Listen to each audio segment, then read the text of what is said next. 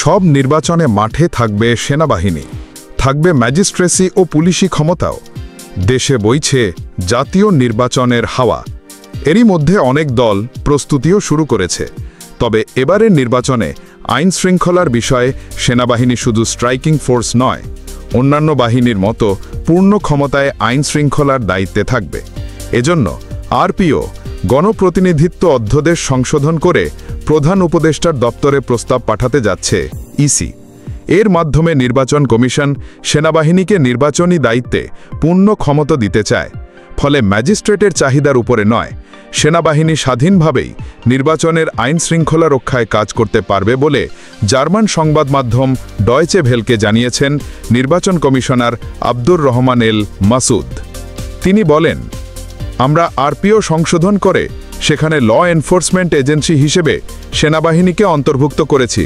আগে ছিল না, আগে শুধু পুলিশ, কোস্টগার্ড, বিজিবি ছিল। এখন সেনাবাহিনীকেও অন্তর্ভুক্ত করা হলো। প্রস্তাবটি এ সপ্তাহের মধ্যেই সরকারের কাছে পাঠানো হবে। এই নির্বাচন কমিশনার বলেন, আমাদের দিক থেকে আমাদের রিকমেন্ড করে একটা খসড়া এ সপ্তাহের মধ্যেই চলে যাবে। আমরা পাঠাবো, তারপর ওনারা ওনাদের মতো করে চিন্তা করবেন কতদূর করা যায়। 16 বছর আগে আরপিওর আইন শৃঙ্খলা বাহিনীর তালিকা থেকে সেনাবাহিনীকে বাদ দেওয়া হয়। নির্বাচন কমিশন ও বিশ্লেষকরা মনে করছেন, সামনের ত্রয়োদশ জাতীয় সংসদ নির্বাচনে সেনাবাহিনী পূর্ণ ক্ষমতায় দায়িত্ব পালন করলে ভোটারদের মনে আস্থা ফিরে আসবে।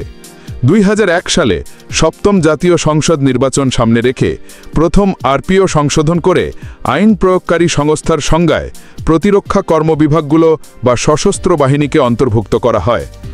আরপিওর 87 অনুচ্ছেদে এই বিধান যুক্ত করে বলা হয় যে 1898 এর ফৌজদারি কার্যবিধি বা আপাতত বলবৎ অন্য কোনো আইনে যাই থাকুক না কেন, নির্বাচন সংক্রান্ত দায়িত্ব পালনকালে আইন প্রয়োগকারী সংস্থার কোনো সদস্য একজন পুলিশ কর্মকর্তা না হয়েও নির্বাচনী অপরাধের জন্য কাউকে বিনা পরোয়ানায় গ্রেফতার করতে পারবেন। 2001 সালে এই বিধান অধ্যাদেশের মাধ্যমে আরপিওতে যুক্ত করা হয়।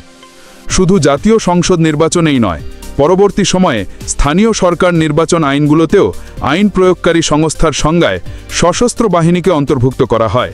কিন্তু 2008 সালে নবম জাতীয় সংসদ নির্বাচনে জয়ী হওয়ার পর আওয়ামী লীগ সরকার ওই সংশোধনী অধ্যাদেশে আইন প্রয়োগকারী সংস্থার সংজ্ঞা থেকে প্রতিরক্ষা কর্মবিভাগ বাদ দেয়।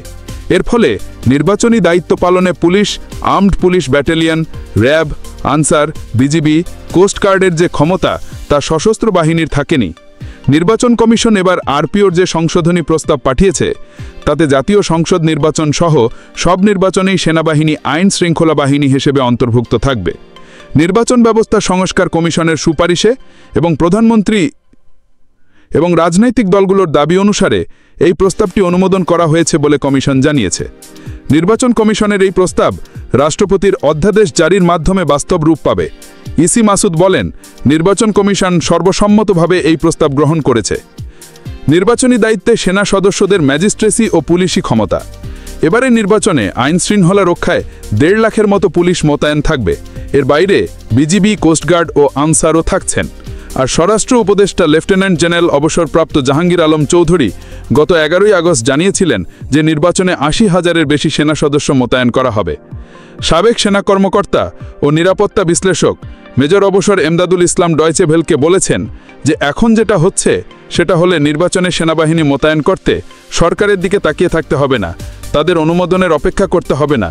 নির্বাচন কমিশন সরাসরি সেনা সদর দপ্তরে তাদের চাহিদা জানিয়ে আলোচনা করে নির্বাচনের সময় দায়িত্ব পালনে তাদের কাজে লাগাতে পারবেন। অতীতে নির্বাচন কমিশন সেনাবাহিনী চেয়েও পায়নি এমন নজির আছে। সেই পরিস্থিতির মুখে পড়তে হবে না কমিশনকে।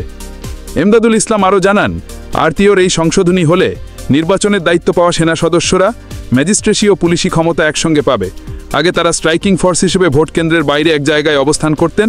কোনো সমস্যা হলে ম্যাজিস্ট্রেটের অনুমোদন সাপেক্ষে তারা কাজ করতেন, কিন্তু এখন তার আর প্রয়োজন হবে না। তারা স্বাধীনভাবে ডেপ্লয়মেন্ট এবং অন্যান্য কাজ করতে পারবেন তাদের কমান্ডারের অধীনে। এই সাবেক সেনা কর্মকর্তার মতে, নির্বাচনে অনেক সময় স্থানীয় প্রশাসন ও পুলিশের ওপর রাজনৈতিক প্রভাব থাকে, অন্য কারণেও তারা প্রভাবিত হতে পারেন, কিন্তু সেনাবাহিনীর ওপর আমার মনে হয় সেই ধরনের প্রভাব বিস্তার করা যাবে না। ফলে তারা অন্যান্য বাহিনীর মতো আইন শৃঙ্খলার পূর্ণাঙ্গ দায়িত্ব পেলে তা অনেক ইতিবাচক হবে। নির্বাচনে প্রভাব বিস্তার কঠিন হয়ে পড়বে। ঢাকা বিশ্ববিদ্যালয়ের রাষ্ট্রবিজ্ঞান বিভাগের অধ্যাপক ডক্টর সাব্বির আহমেদও মনে করেন যে বাংলাদেশের বাস্তবতায় নির্বাচনে সেনাবাহিনীকে দায়িত্ব দেওয়ার প্রয়োজন আছে। সেনাবাহিনী নিয়োগ ছাড়া সুষ্ঠু নির্বাচন সম্ভব নয়। সাব্বির আহমেদের মতে সেটা শুধু স্ট্রাইকিং ফোর্স হিসেবে নয়, পূর্ণ ক্ষমতা দিয়ে তাদের নির্বাচনী দায়িত্ব দিতে হবে, নয়তো নির্বাচনে আইনশৃঙ্খলা নিয়ে বড় সংকট তৈরি হতে পারে। তাই আরপিও সংশোধন করে নির্বাচনের সময় তাদের যে আইনশৃঙ্খলা বাহিনীর পূর্ণ ক্ষমতা দেওয়া হচ্ছে, এটা অনেক ইতিবাচক। ঢাবির এই অধ্যাপক মনে করেন 2018 সালের নির্বাচনে দায়িত্ব পালনে পুলিশ তার আস্থা হারিয়েছে।